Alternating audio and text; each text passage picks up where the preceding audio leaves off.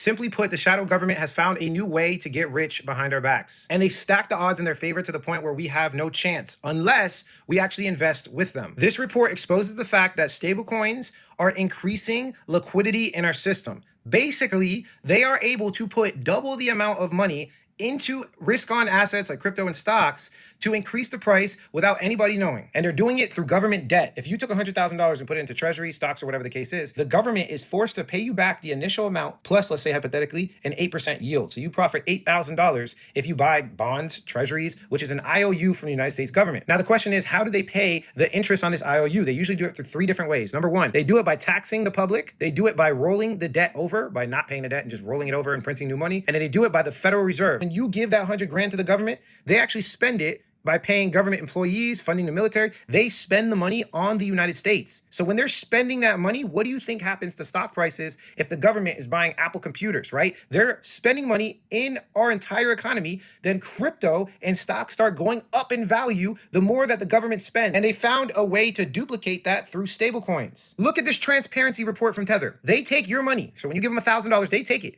and they put it in US Treasury bills and a bunch of US debt instruments, and you get the stablecoin, but they get the yield from the US government as an IOU. So the government is really, really happy with Tether because they keep giving the government money to spend on America. See, this is just the old normal way. They found a way through stablecoins to duplicate the amount of money that goes into the United States government. Let me show you. So if a bank creates a stablecoin, which they just passed a law, the Genius Act, that allows a bank to legally create a stablecoin, they can take that money you put in their stablecoin and double it. They essentially first put it into government debt, like we just said. All they need to do is hold the reserves 1-to-1. So if you give them $100, they take $100, they put it in a bank, they call it cash, but really it's just government debt. They say it's equivalent. And then they give you $100 worth of the stablecoin. As you can see right there, it goes into government debt and the bank gains a yield. But then you take that stablecoin and you could put it in DeFi.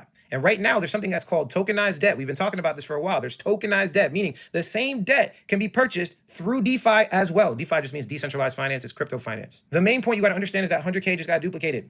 One in DeFi, right? And one in government debt. But see, the thing is, in DeFi, you could actually purchase government debt. That's a duplication of money flowing into the system. And look at how fast this DeFi government debt is growing. There's a lot of people purchasing government debt within DeFi. Before stablecoins, here's the top holders of US debt. US debt is so good that Japan has $1.1 trillion worth of US debt. We have trillions of dollars. Now, all these people are holding it the old way. What do you think they're going to do when they figure out you can duplicate their yield? They can get double the amount of yield by just simply putting it in a stablecoin. They started figuring this out, and I want you to take a look at all the RWA, or real world asset growth, in crypto in comparison to the green line, which is stablecoins. They all started just going crazy on stablecoins after this happened. Now I'm running out of time, so follow for part 2. We're going to actually talk about interest rates and how they play a role in printing even more money in this feedback loop.